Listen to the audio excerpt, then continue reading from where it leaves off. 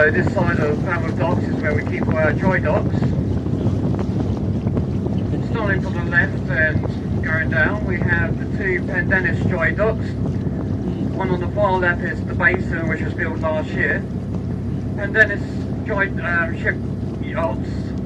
They build super luxury yachts for the rich and famous. The third dry dock down is called Prince Philip Dry Dock, and that was opened up in 1974 by Prince Philip himself, and at the time it was the UK's largest dry dock. The other two dry docks, they're not really worth mentioning, so I'm not going to bother. Apart from the small yacht, what you can see there, which has just been built in Pendennis at a cost of £350 million. The large cranes you can see dotted around, they normally cost about £1,000 of electricity to run every hour. And the red rig we can see just to the right, that's the deep diver. Which is the type of thing which they use for servicing and maintaining offshore oil rigs. So they send out a couple of divers, they're going to do a survey or a bit of welding, and then throw them into a decompression chamber for a couple of days, depending how deep they dive.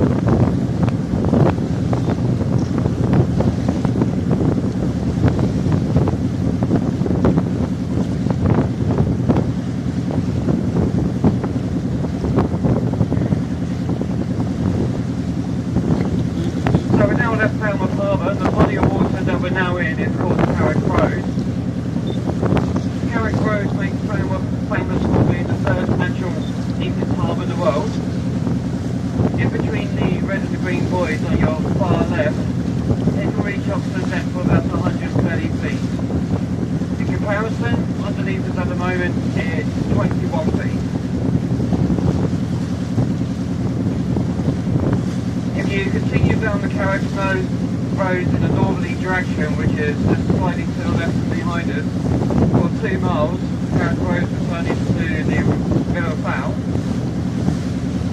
If you continue down the River Fowl for another 8 miles, you come to the city of Truro. Another 10 miles past Truro, you come to St Austell.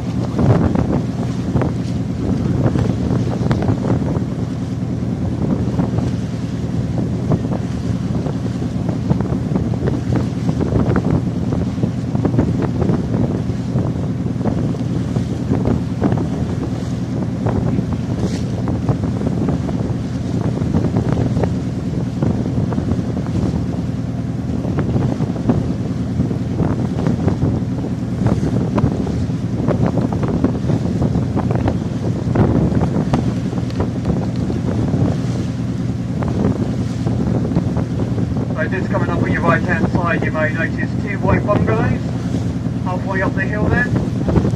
They're actually on the market at the moment for £3 million. And what they actually are two World War prefab buildings. The key point about them though is that they mark an entrance to a maze of corridors and rooms that were used in both World Wars as a coastal defence system.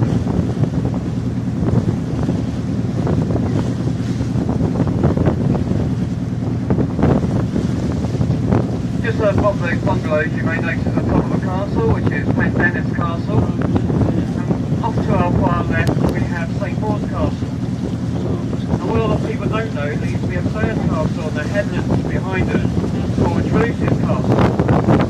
And all three of these castles were built by Henry VIII, King Council, mostly French and Spanish.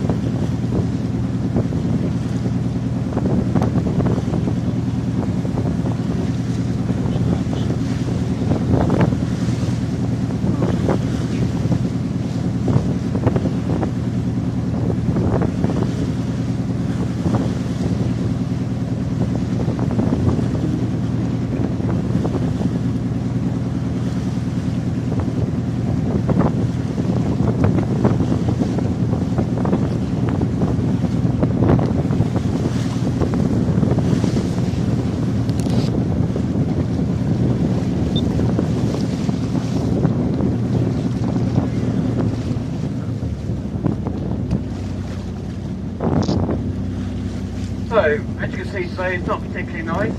No. So we won't be going down the beaches, so I'll show you the Flushing side instead. So I just want to show you some bits and bobs around here first though. So the pinnacle rock just behind us is called Black Rock. And that was built in 1613 for a cost of £1,000 and 1 penny. And that marks a natural outcrop of granite. When it was originally built, there used to be a cage on top of there, so if any of the ships hit the rocks, the sailors had somewhere safe to go to. Now what the fishermen from St Maur's used to do, which is the village to the right of us, just behind St Maur's Castle there, they didn't trust their wives, so they used to row their wives out, pop them in the cage, and then go off fishing for the day. Unfortunately, they didn't always go back for them. The lighthouse you can see just to the right and behind of us is St Anthony's Lighthouse, and that's famous for being the filming location of the 1980s children's programme Fraggle Rock. Oh. The headlands you can see off to the left and behind us is called the Manacles, and they're a group of 6 deadly rocks covering about 1.5 square miles. The largest one of those rocks is called Shark Fin Rock, and over the years they've unfortunately claimed lots of lives and shipping. The most notable one is back in 1912, the SS Mohican ran aground there, and unfortunately they lost 208 lives. So as I say guys, what we're going to do, we'll run into Flushing, where the water's much more nicer, and I'm just going to show you where the rich and famous live.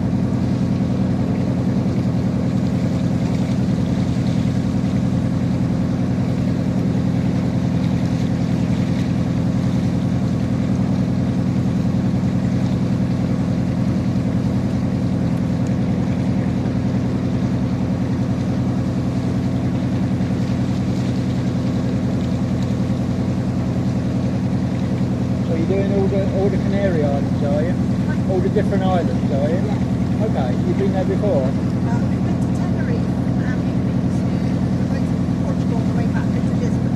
Okay. Not been to Madeira or Los Are you going to Palmas. Madeira, are they? Yeah, Madeira, Los Palmas, Tenerife, Lanzarote, and Lisbon. Nice, nice. You might see one of my old ships in Lisbon if it's still there. Yeah. It's called the Funchal, named after Madeira. Oh, I love the old ship. yeah. And it looks like they're never going to sell it again and it's going to be scrapped. I spent so much money on it. And I went to Australia on it. And we broke down in Egypt. And we stuck in Egypt in a not very nice area for 2 weeks. And then they had to fly to Australia from there. Somebody said the Greeks sabotaged the engine, so I don't know if that was true. We've been all over the world then. Yeah. No, we haven't. No, okay. I don't know. New Zealand is one of the places I've never been. I've always wanted to do. I've done Australia. My good friends we met on the Funchal, they live in Melbourne. And they go on the cruise every year. So they're doing a 38-night cruise this year. So envious. No, okay. Yeah. But they're retired, so they're alright. I'm finishing Christmas. Oh yeah. Looking forward to it? I am, yeah. Yeah. I could have retired a few years back. But I Right. just decided now, Okay. What do you do? quality control in medical. Okay. Medical manufacturing. Okay. I used to work for I worked for the railway for 25 years. Then when they went private, I left. And that's when I started cruising. Oh, I didn't even like the sea. It's funny, isn't it? Why would you do that? And the first cruise was on the Braemar, which it is now. And we went to Alaska on it. It was really rough. Didn't put me off. we was on about going up to, I'd like to go up to the Northern Lights. Oh yeah, I've never done that. We've not done it, that's something I want to do. Right, okay. We did the Baltic, went up to St Petersburg on the Budokan, Yeah. which was really Yeah, nice. my sister's going in June, I think, but I know whether she'll see the lights, it'll be too late. Okay. Going up that way. Right, Up okay. through fjords, so Yeah, I love the fjords. Yeah. Okay. They'll meet all of the sunshine. Right. Okay. That's good. I didn't think the boat was very rough.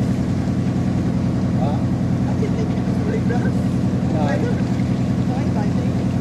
Yeah. I'm okay usually. I don't know. Never been. We went on the Black Watch to the Mediterranean. Right. And we went across the Bay of Biscay and it was like a little pond. Yeah, a lot of people say that. And it was like a little pond on the picture. Yeah, I've never done the Biscay, so I've never. Apparently people we travelled with said we were very lucky fishing. We were Yeah, very rough. it can be. Yeah. Got my little armbands. I bought them years ago, but I've never used them. No, I've never been sick ever, so I've been lucky in that way. hopefully we won't. So I've done about 70 cruises now. This is only our second. Okay. We did the first one, like I said, the Black Watch Mediterranean, that was our route away. Right. We might do that one for our home, I don't know. We'll see. I hope the food's better than it was for last night. A lot of people complained that the food was very... Ours was alright, but the desserts were very poor. So I think it might be better for the full food. Yeah. I mean, it's very... I know on the Black Watch, it was gorgeous. Yeah. Don't know whether they've changed it just because of the one night, I don't know, but... Yeah. That's good. Perhaps they were just popping up down here or something. I've got a friend who draws all the ships. Oh, He yeah. draws every cruise ship, and then that gives him access to get to see the captain and gives him the picture. Oh, yeah. But unfortunately, where the captain wanted to put the picture was in the crew mess. So I had to really push to try and get to see that. So I got there in the end. So he wanted the picture, obviously, of the ship. So that's good. So at least I see the crew mess as well. Yeah. That's good.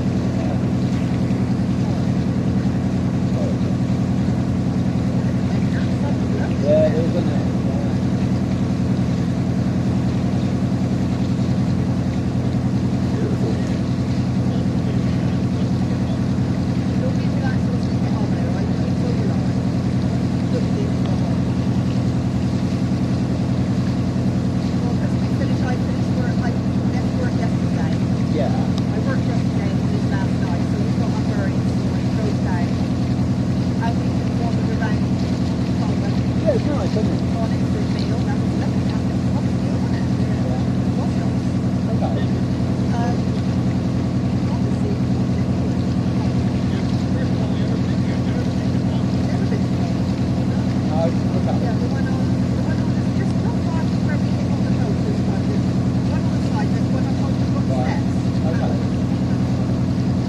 down last year. We were doing a ship visit on the Chow, that same ship. So I came all the way down on the night bus from London, only to find out the ship wasn't going to get in. So they cancelled the ship visit. But Peter, who organised it, we rang them up and we got on, we had a lunch, we had a tour, it was fantastic. Yeah. We got two 85-year-olds working for us at work, and we're trying to get rid of them, you know, because they shouldn't be working at that age. They can't even walk, and he's doing security. We're working, you know, managing to sort of waxes there. Yeah. I work where all the figures are made. Oh yeah. So it's quite interesting, Yeah. actually, yeah. So Have you been there? You've been to one at Baker Street, yeah. But this is in Acton, in West London, where I live. Oh, I This see. is where they're all made. They're all made, Yeah, yeah. yeah, it's quite good. Very It is, actually. You go there at night, in the dark, it is a little bit, yeah. Yeah, it's good though. yeah. Oh yeah, we went on both like the canal in Venice. My daughter got married in Venice. Oh, how much? And we went on Kindergarten gondola there. Gondola. I've never done that. Never done that. brilliant. Oh, they're quite expensive, aren't they? Well, it was €100, but there was 6 Oh.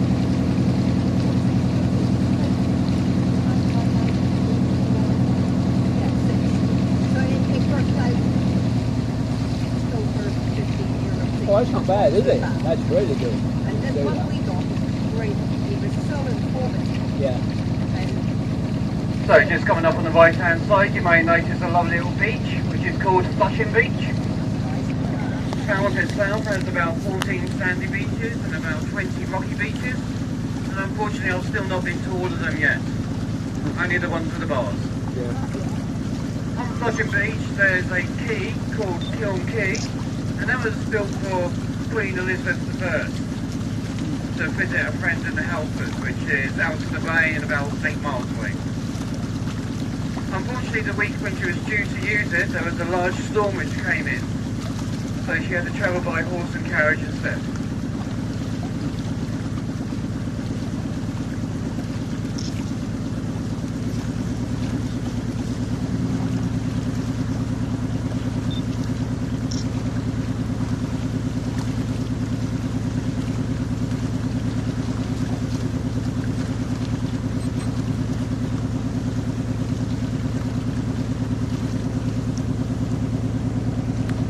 The first house worth mentioning is the green one with the red roof, which was owned by Roger Moore. Oh. It was sold 2 years ago for £2.8 million. The local property newspaper had a centre spread on it, and it seems to be very peachy and creamy inside.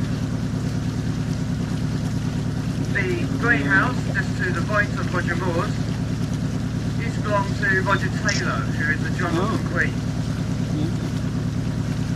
He now lives up the Halford, and his house is about 6 times the size of that, and he just has hectares and hectares of land.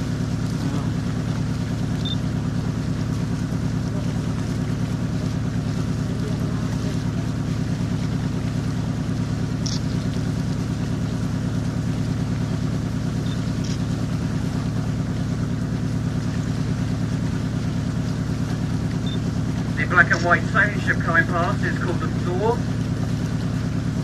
and she's owned by the German Navy, and they use her to teach their sea cadets their sailing skills.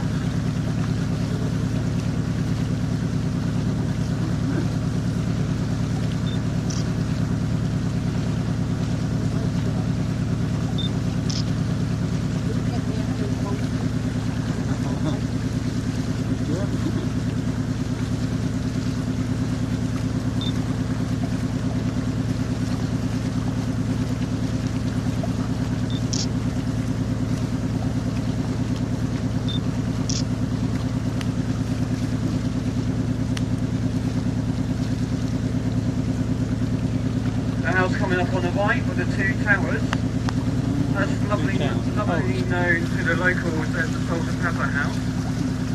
It's actually owned by one of the first doctors who innovated IVF treatment. The doctor himself can be often found on a bar stool in my local pub. The demonstrating world politics and the Formula One. Ah.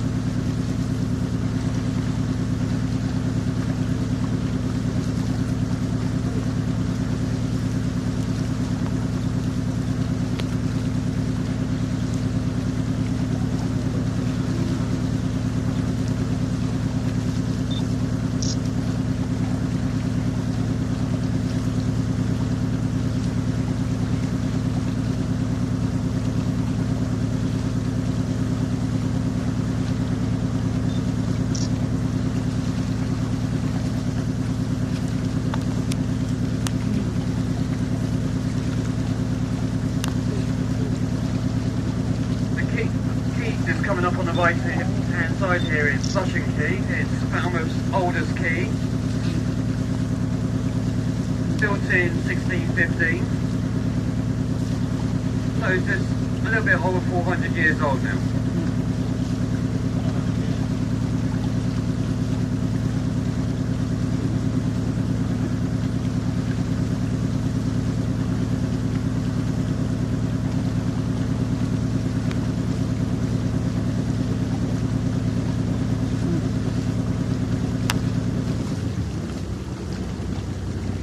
Lovely pink thatched cottage just hidden in the tree line down there on the right hand side. That was the old Admiral's house when Falmouth was a large naval port, so they had somewhere to keep their admirals, so they put them in a pink thatched cottage. The house you can see up on the hill, about half a mile away with a large green lawn and a white house and grey roof, that's actually owned by Deborah Meaden, one of the Dragon's Dens. Oh. And that lights up blue, red, green, yellow and orange. It's on the market at the moment for £2.2 million. The Greenbank Hotel, just over there.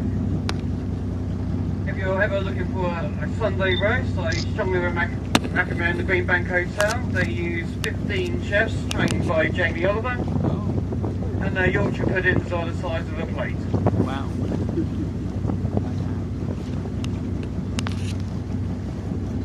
The beach directly to the right of us is called Well Beach, and this is where they used to bring the well products when it was a fashionable item. The sailing club on that beach is called the Royal Cornwall Yacht Club, and it's one of the best in the country. Just moving along, we've got a 4-storey building which is cream with arches, and that's the Packet Quay. So, many moons ago, the Falmouth Packet, which is a local newspaper, was the Times of its time. So any news coming in from the colonies, Falmouth was the first port of call, so it would be all printed up in the newspapers and then rushed off to London.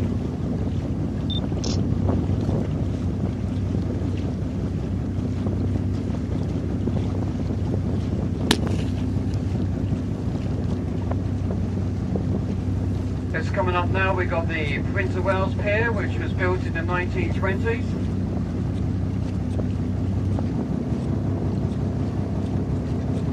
The Prince of Wales Pier used to have a nice little Art Deco hut on the end of it, where you could go and eat your fish and chips and get out of the rain.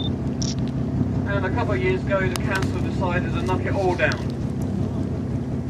And then was immediately hit with a very large fine from English Heritage, as it was a listed building.